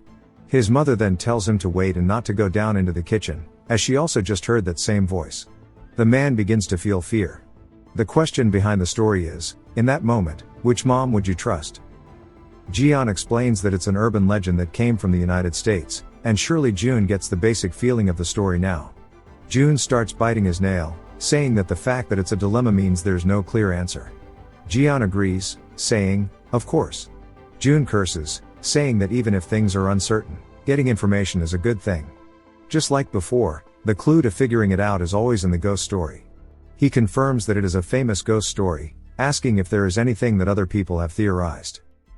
Jian does the classic hentai protag glasses push, saying that there are several theories out there, from deductions made from the orders the moms called out, as well as where they were located. June says he doesn't think this is going to help him, and in the first place, it's obvious which one the real one is. He asks if there are any other theories, maybe there's a way to figure out how to chase the fake one away. Jian tells him that class will be starting soon, so he has to go. June apologizes, saying Jian's the only one who knows this much, stroking his ego a bit. Jian says if that's the case, he has no other choice. As a joke, people sometimes suggest saying something like news of pregnancy or failing grades, something that would make your mom react violently to try and differentiate the two. Jian says he doesn't really have any more time, and June thanks him, telling him to study hard, and then hangs up. June starts walking back, saying this is it. He feels like if he digs into this idea, something will come out of it. What's important here isn't exposing their identity, it's having them expose that themselves. Rather, it's about making them no longer able to imitate his mother. He realizes something and starts to cook up a plan, wondering if it's going to work, saying he thinks it'll be possible. But he decides it's not the time to ponder over things, and for now, he should confront it head on. We see the apartment at sunset. June's dad asks him if he also saw it. He says yes, there's something weird at home. June says they should solve this before mom comes home, and that he has a good plan. His dad asks him what it is, and June nervously thinks about it, realizing that even if he tries to explain it, his father won't understand, and it's probably better to show it to him in person. Since his dad is someone with good common sense, he'll instantly realize it. So, June tells his dad they should go up, and he'll explain once they're there. June then rings the doorbell, and his dad asks why he's ringing. He continues to push it 3 more times, hoping that his fake mother answers. The speaker starts to buzz, indicating that it's been picked up. June decides it's time to let it rip, saying, "Open the door, daughter-in-law." His dad is confused, and the mother doesn't reply, so June locks into character, banging on the door, saying, "Open the door, daughter-in-law. I came here knowing you're already here, and only you would leave your mother-in-law at over the age of 70 waiting at the door." There's no response from the intercom, but the door begins to beep as it unlocks. They slowly open it, seeing his mother's head at the edge of the hallway. She asks, "How dare you? How does someone like you, who is so bad at studying, walk in confidently?" She still thinks he's June. He responds by telling her she needs to teach him the code to the front door. Every time he presses the bell, it feels like he's coming to someone else's home, and he doesn't like that. His mother asks him how come there's nothing he's good at, asking who he even takes after. June continues, asking if it's an issue that he's saying he wants to come into his own house. They all sit there speechless. The mother continues talking to him like it's June, but before she can finish her sentence, June cuts her off, asking if it's wrong for him to say that he wants to come to his own home. He screams, "Give me the passcode," asking if it's too hard to understand because she's uneducated. The mother is completely speechless and then starts to mutter the words mother-in-law as she instantly changes character, as she has fallen for his Oscar-winning performance. The fake mother genuinely believes he is her mother-in-law, asking why she is speaking like that. June is glad, realizing that his plan worked, and decides to keep up the momentum. He says that since he gave birth to his son's house would be his house, and asks what kind of person she is to have such shallow thoughts. He continues, saying that if she is the daughter-in-law, she should have come out quickly to greet him and open the door. He starts raising his voice, asking if the only reason she didn't is because she doesn't like when he comes over. "Is that right?" he asks. She instantly responds, "No, that isn't it." June presses further, "What do you mean that isn't it? Are you making a fuss because you're annoyed I came over?" She begins to struggle, to say that it's all a misunderstanding. June goes nuts on the table, calling her a bitch, saying that he's got her now. He asks if she even knows what day it is, asking what she is doing. The fake mother starts to think about it, then asks, "What day is it?" June didn't expect this and is surprised. The fake mother demands to know what day it is today. June, caught off guard, wonders why she's the one questioning him, asking why she is so clueless. She gets right in his face, pressing him again, "What day is it today?" This throws June off, and he realizes that the flow has been interrupted. He needs to come up with something quickly. His father comes in clutch, yelling that today was the day she promised to pick up the kids from daycare.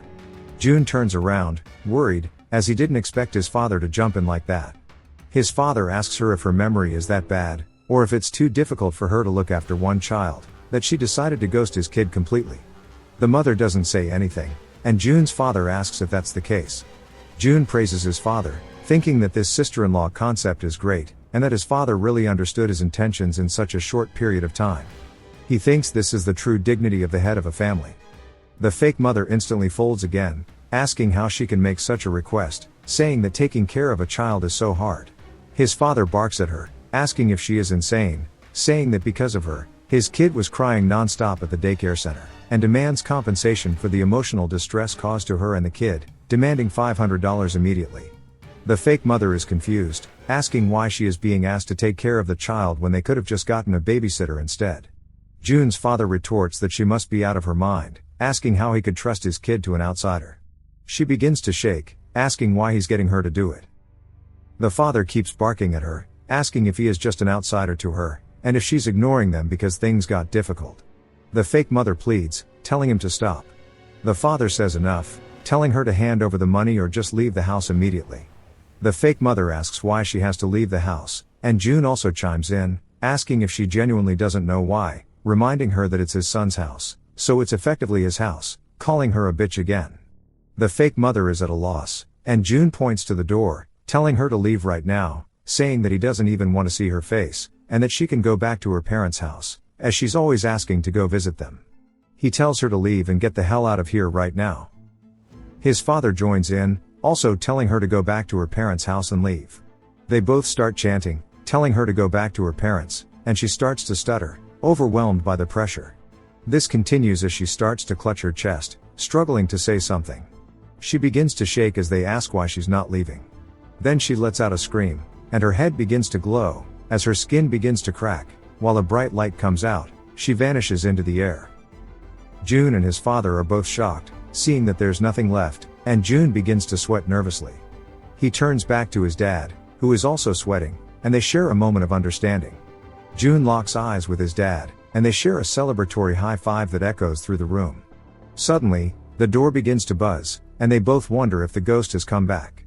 As it opens, they hear his mother saying, "Oh my," and she wonders why they are both standing in front of the door.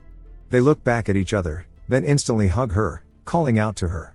She asks what happened for them to be acting like this, and comments that they are being a bit creepy. A status window appears, saying June has come across and survived a B-rank ghost story, and he has earned 15 ghost story points. He falls onto his bed, letting out a long sigh.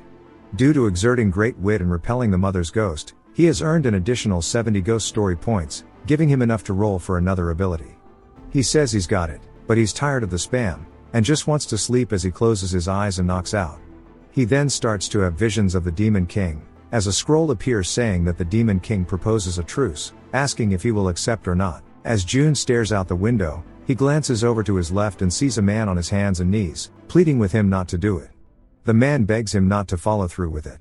June looks back to his right towards the Demon King. While staring at the window, he says he's sorry and that he must have always been a bastard like this.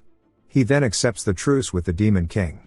The man in his dream starts screaming at him, and June suddenly wakes up, wide-eyed and sweating nervously, wondering what the hell just happened. He wasn't even looking at the screen. Based on his stats, we see he has a casualty rate of 7% and over 100 ghost story points. He realizes he was so tired that he fell asleep without washing up, but that dream was very different from the nightmares he usually has. Now that he has 100 points, it means he can unlock an ability. He recalls that he unlocked the Goddess of Luck last time, and that the skill activates at the moment when he would receive the most benefit. Yesterday, he was definitely on the brink of death multiple times, and if it didn't activate even then, he wonders what sort of crazy situation it needs.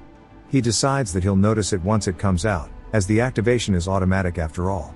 What he needs to worry about now is whether he should pull for an ability or not. Since he doesn't know whether he'll use it or not, he wonders if he should just leave it.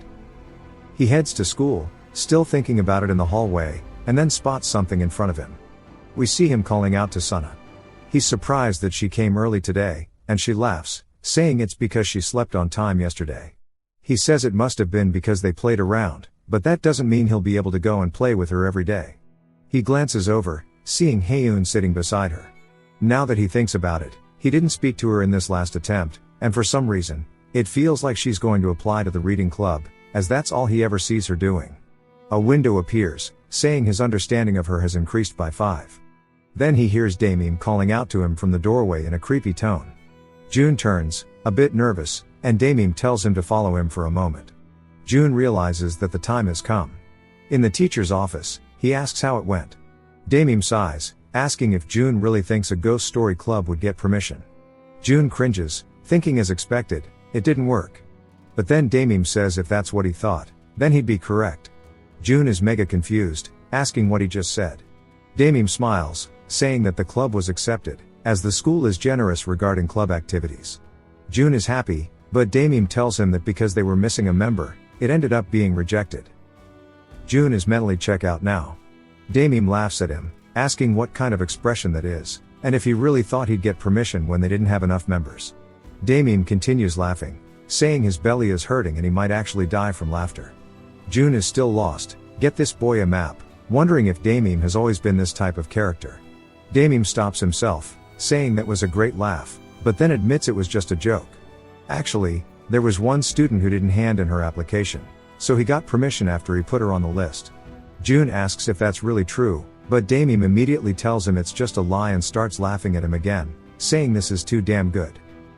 As Damien laughs, June decides he'll just go, but Damien tells him to wait, admitting that it actually wasn't true, and this time it isn't a joke. He hands June a note, telling him that the approval for the Ghost Story Club has been received. June grabs it worried and looks at it, wondering if it's another joke, but we see that Jinhee has been added to the list. He is surprised by this, wondering how she got on there. Some confetti appears as he has now cleared the quest tutorial, and he's about to go over the rewards. He is now the president of the Ghost Story Club, and the rewards include the managed club menu, 10 Ghost Story points, and a club room. The club room for has been automatically added to the school. June is happy, saying he finally did it, and that he cleared the quest. Then he thinks about it for a second, telling Damim that he should have just told him it was approved from the start, asking why he kept teasing him. Damim takes notes from Jian and activates his hentai protagonist Glass Glare, saying that this is all for his own happiness, and his understanding of Damim has increased by 40%. June sighs, agreeing, and now, after some twists and turns, the formation of his Ghost Story Club is complete. A window appears, saying this is the end of the tutorial, and once again, congratulations on coming to school. A status window appears, saying this is the end of the tutorial, and reminds him that he needs to gather comrades to prevent the revival of the Demon King. His casualty rate has increased by 1, and he has gained 10 more Ghost Story points. Damim tells him that this is an unprecedented occurrence and that it's quite excessive for a newly formed club, but the school gave him a club room. June is surprised, saying that he already knew through the system, but he didn't expect it to already be applied. Damim continues, saying this is quite peculiar, as they discovered a room on the 5th floor they weren't using. A student who was cleaning in the morning found it. The thing is, no one knew such a room existed. Even though he joined the school 10 years ago, he didn't know about it either. He wonders how this happened. Damim adds that for the new room to coincidentally go to the new Ghost Story Club, he was a little envious, so he messed with June a bit. Damim then says that it'll be homeroom soon, so June should head back to class. Back in the classroom, Jian and Suna ask June if the club was accepted, both looking hopeful. He didn't expect them to be so invested but decides to mess with them by letting out a long sigh and apologizing, saying that the club application was approved. They both start to say as expected, thinking it was too much of a stretch, but then they realize he said approved. Jian asks him what he just said.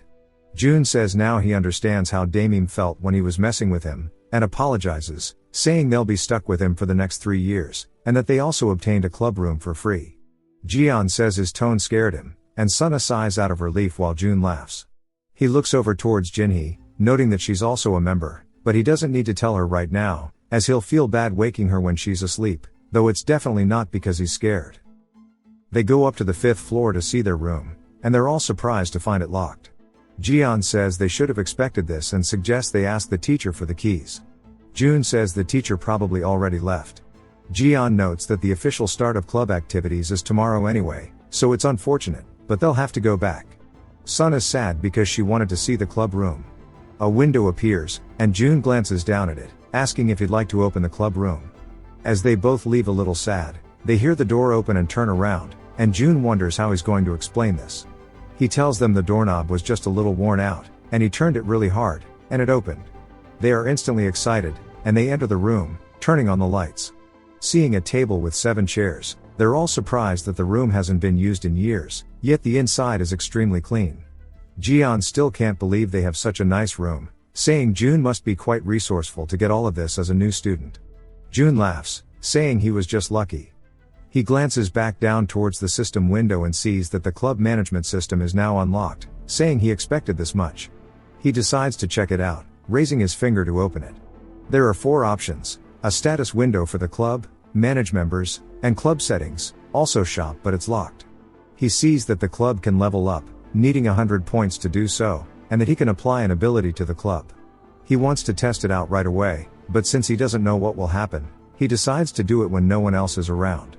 He clicks on manage members to see they also have a leveling system, saying he thought it was game like before, but now it really makes it surreal. He sees Jinhee's name, saying he expected her to be here, but there's a new name, Jang Hoin. He wonders who this is, guessing she was assigned to the club by the school, and that the system probably just treats her like a member. He decides what to do and clicks on the name, reading out Suna's stats, noting it's the same stats he saw before, and originally the target had to be in front of him. He thinks this is pretty good. It seems like a lot was added because his understanding increased, and he decides to check it out later at home. He wants to look at the store as well, but since it's locked until he reaches level 5, he realizes he needs to level up. Since it takes 100 points to increase his level, he would need to defeat the laughing woman 4 times, which seems quite AIDS. Suna calls out to him, asking what activity they'll be doing tomorrow. Jian's curious too, asking if he's thought of something. June says tomorrow they'll tell each other all the scary stories they know, share information, and establish each of their tastes and familiarity with ghost stories, saying that shouldn't be that bad. Sun is excited, and Jian can't wait to show off his ghost story knowledge. They all decide to head back home. It jumps to Jun's apartment, where he decides to look back at the window, saying he should check out the status window now that he's home. He opens Jian's profile, noticing there's a new explanation for his quirk and character. We learn that Jian is overwhelmingly narcissistic, holds his family status in high esteem, and is very confident and prideful about his knowledge. However, when he encounters something supernatural, due to his sheltered lifestyle, he'll instantly panic. His understanding of Jian has now surpassed 50%, allowing him to open the information about his quirk. He decides to do that, discovering that Jian's quirk is called the denial of reality, though its meaning is still unclear. He decides to check out Jinny's profile but finds that, due to his understanding being zero, there's nothing he can do.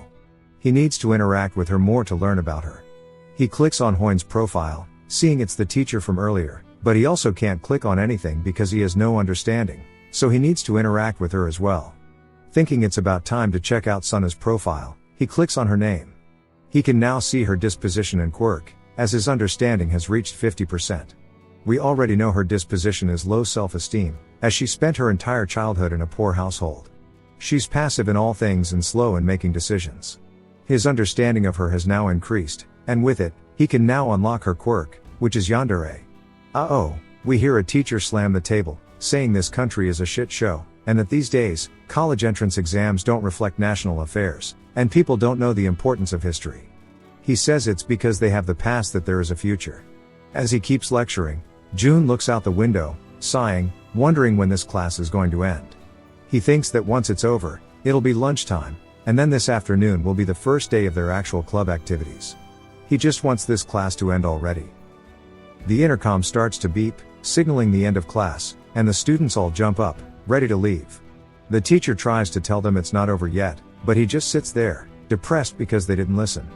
Jun notices everyone running around, thinking it must be because they're excited about club activities. He feels like in this kind of situation, someone always gets in trouble with the teachers. He then spots Damim drooling, super excited about the food today. Jun watches in disgust as Damim leaves, realizing this is why all the students are running. Later, we see a man delivering chicken to a girl, and Jun is surprised that they can even have deliveries here. Jian tells him that their school really allows for student freedom during club activities. They mention that on Fridays, delivery is fine, and Suna says she's jealous. Jun tells her that next time they can also order delivery and eat it in the club room, and they get excited about it. Damim then calls out to Jun, asking if he enjoyed his lunch yet. Jun is surprised that Damim ran over so fast, thinking lunch has been over for a while and wondering how many times Damim refilled his plate. Damim asks if they're going to the club room, and Jun says yes. Damim says that means there's something he needs to tell them. Jun wonders what weird thing he's going to say this time. Damim says right now, in that club room, there's something vicious lurking about. That's why they'll probably need this, as he holds up a key. He explains that he was going to give it to them this morning but forgot, and tells them to have fun before walking away. Suna says that the door was already open, but agrees it's good because they'll have to lock the door. Back in the room, Suna goes first with her story. She says some hiker was climbing a mountain when he lost his way, so he spent the night in a cabin. In the cabin, there were many portraits of scary-looking faces, but when he woke up, he discovered there were no portraits, just a lot of windows. Jun says he sees, and Suna asks him how it was, but he doesn't say anything. Jian instantly starts his story. He says that divers have several taboos they have to keep to themselves. Besides some of the more obvious ones like never going into the ocean when it's raining, they have one taboo in particular that's very unusual: never touch an upright corpse. Jun and Suna both say they see. The stories continue throughout the day, with Suna and Jian swapping stories back and forth. Jian then asks Jun if he's going to tell a story or not. Jun apologizes, saying he actually doesn't know any. Jian sighs, saying he expected that somewhat, and if that's the case, why did Jun make this type of club? He says Jun doesn't know much about ghost stories nor does he seem interested in them. Jun tries to explain, saying it's hard to explain, but he belongs to an experiential group. Jian asks what he means, and Jun says he doesn't know if Jian will believe him, but throughout his life, he's gone through a lot of weird things. He thought that if he researched more into these ghost stories, he'd be able to get to the root of the problem, which led him to create this club. Jian asks what exactly these weird things are, but Jun apologizes, saying he can't tell him. They all sit there in awkward silence, and Jian lets out a long sigh. He says, Like he mentioned before, he lowered his standards and came to the school, going along with Jun's ruse. He knows ghost stories better than Jun does, so wouldn't it be better if he were the club president? That was his initial thought, and it still is, but he gives Jun credit for his resourcefulness, so he acknowledges him as the club president. But it's difficult if Jun acts like this, without any intentions or plans, nor does it seem like he has any motivation. If that's the case, there's no reason for Jian to stay in the club. Jun sits there awkwardly, and Sunna then calls out to them, saying that they exchanged stories for quite a while, but fifth period hasn't ended yet. Jian says he wonders why, and Jun asks if they haven't rung the bell yet. Then it hits him, and he stands up, realizing it's too quiet. He looks out the windows, opening the curtain, noticing that it's club activities time, yet nobody is outside in the schoolyard, in the hallways, the gym, or any of the classrooms, besides their classroom. As we see Hae-eun, who's the only one left, sitting at her desk reading books, it jumps back to the empty school, and Sunna says it's true, there's nobody out there. Jian also says there's no trace of anyone in the hallway either, asking if it's possible that there really isn't anyone here. Jun wonders if maybe school just ended early and tries to open the main screen, but nothing appears. He wonders why his status window isn't popping up, thinking he must have been swept into a ghost story again. He reaches into his pocket, saying he's never encountered something like this before.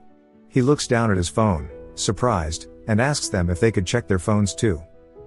Jian is confused and asks why, but does it anyway, and so does Sunna with her ancient flip phone. They all see that it's still lunchtime. They start walking in the hallway, thinking it's not impossible, maybe there's an error in the local network or something. Sunna asks if that means everyone else has already left. Jian says yes, they must have talked a lot longer than they thought. Jun thinks about it, saying that's not it, he's not sure about anything else, but the status window not popping up definitely means this is a strange phenomenon, and he's certain he's been swept up in a ghost story. But he wonders how to explain this to them. Even if he mentions a status window, they wouldn't believe him. Honestly, he wouldn't even believe himself. They open the door to their classroom, and Jian is surprised as they all see Hae-eun sitting there, like we saw before, reading her book. Jun sees her, wondering if she didn't join the book club. So he calls out to her, saying he recognized her as Sunna's partner. She turns around and closes her book, asking what he needs. Jun nervously turns around because he can't talk to women, and he asks if she knows where everyone went. She says it's club activities period, and they're probably in their own club rooms. Jun tells her they just came down from there, as there was nobody on the 5th floor where the clubs are. She's confused, and he elaborates, telling her nobody else is at school. Jun tells her that's why they're planning on going home, asking what she plans to do. She makes a very suspicious expression, and Jun panics, saying that's a very difficult expression to understand. He turns back, and both Jian and Sunna freeze up as well, and Sunna offers that they all go together. Hae-eun thinks about it and then smiles, saying if her partner tells her to do so, she will. We see them all walking in the courtyard. Jun asks if she applied to the book club, and she says yes, asking how he knew. He says he thought it might be the case, it was actually the status window that told him. She tells him it's impressive that he could tell, but mentions she was rejected. He says the competition must have been fierce, she says guess so. They continue walking in awkward silence, and Jun cringes because he doesn't know what to say. Since he's from an all-boys middle school, he's barely spoken with girls, and it's been the same after regression, though he seems to ignore Sunna. He pokes Jian, telling him to bring up a topic, and Jian sweats nervously, then clears his throat and says, "You don't catch a cold because you are cold, rather, in the North Pole, the cold virus doesn't exist." Hae-eun says she didn't know that. Jun regrets asking him to say something because he doesn't know what the hell Jian just said. He thinks Jian was supposed to do something about the awkwardness, yet now he's just ruining the mood. Jun can't wait for this to be over with. They finally make it to the gate, and Jun lets out a sigh of relief, asking Hae-eun which way she's going, saying they should all split up here. She goes to tell him, and then the entire area starts to shake. Jun turns, surprised, as they all look up into the sky to see it starting to have a purple hue. All of their hearts start to sink, and Jun is confused, wondering why the Demon King is here at this time as they see it looming over them. A fighter jet flies in, deploying a missile directly at the Demon King. A bright light appears as it explodes in front of them all, leaving only the mushroom cloud behind. They just nuked him. It jumps back to the teacher slamming the podium, saying this is why their country is a shit show. Jun is surprised, and the teacher continues the same lecture he did last time, word for word. June begins to panic, realizing that he's regressed. He was worried because the status window wasn't working, but the regression activated normally. He wonders what sort of ghost story this is, why the Demon King, who was only supposed to appear on graduation, appeared now. He looks over, thinking maybe Jian will know, but he's surprised as Jian is glaring back at him, sweating nervously. June starts to wonder if maybe the others do too, as we see Sunna and Haeun looking over with nervous expressions. Maybe for the first time ever, they've all regressed together. The intercom beeps, letting the students know that it's time to go. They all stand up, but the teacher tells them once more that class isn't over yet. As we see, only Jian, June, Haeun, and Sunna remain seated while Damim runs by the door, drooling over the food menu again. They all sit there in awkward silence because they've actually all regressed at the same time this time, together. June lets out a long sigh, saying that although he's regressed many times, at times like these, he should be sitting calmly and doing something. He stands up and tells the others they should go out and eat for now. We see the delivery man again, with the same girl getting her food once more. They are all walking in complete silence. June looks around, saying it makes sense, they probably don't understand the current situation after all. Damim calls out to him, asking if he's eaten his lunch yet, and if he's maybe going straight to the club room. June says no, they are going to the classroom for now. Damim says surely they'll be going during club activities, and that means there is something he has to tell them all. June realizes he's repeating the same dialogue again, and Damim says right now in that club room, there is something vicious lurking about. But June tells him it's alright and that he's already handled it, saying goodbye. They all walk away, and Damim sighs, saying that is unfortunate. Back in the classroom, they all take a seat together. Sunna asks June what they should do now. He says for now, they should just watch the situation in the classroom. Before everyone suddenly disappeared, it would be best to check whether they all went home or if there was a different reason. Jian asks what he is saying, insisting there's no way that the situation right now is reality, as his quirk denial of reality kicks in. He jumps up on the table and starts laughing maniacally, saying he's always wanted to do something like this before. Then he starts bouncing from table to table like a frog, and they all watch as he continues laughing. Jian asks them what they are doing, saying they shouldn't just sit there watching, they should join in. Suddenly, the lights go out, which takes him by surprise, causing him to lose his footing and fall onto the floor. He starts rubbing the back of his head, and June quickly asks if he's okay. The intercom goes off once more, announcing from the broadcast room that the school is currently experiencing a blackout, so the electricity is not working. Due to this, all club activities will take place in the schoolyard, and all students are to gather there. June recognizes this, as Sunna and Haeun wonder if they have to go out. But June yells, slamming the table, saying they can't. Jian looks over and asks why he's acting this way, and why his face is so serious, and if he's caught onto something. But before he can finish, his head begins to swell up and explodes like a zit. They all watch in horror as their own heads begin to swell up, popping like zits, killing them. It jumps back again to the teacher slamming the desk, repeating the same speech as the last two times. When he reaches the future part, June stands up, telling his teacher that he has to go to the bathroom.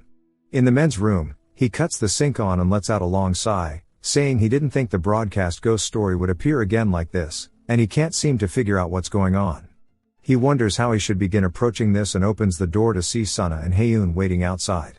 He asks why they came, and Sunna nervously starts to say something, but Haeun finishes, saying they've noticed that he's been strangely calm about this from the beginning, almost as if he knows something.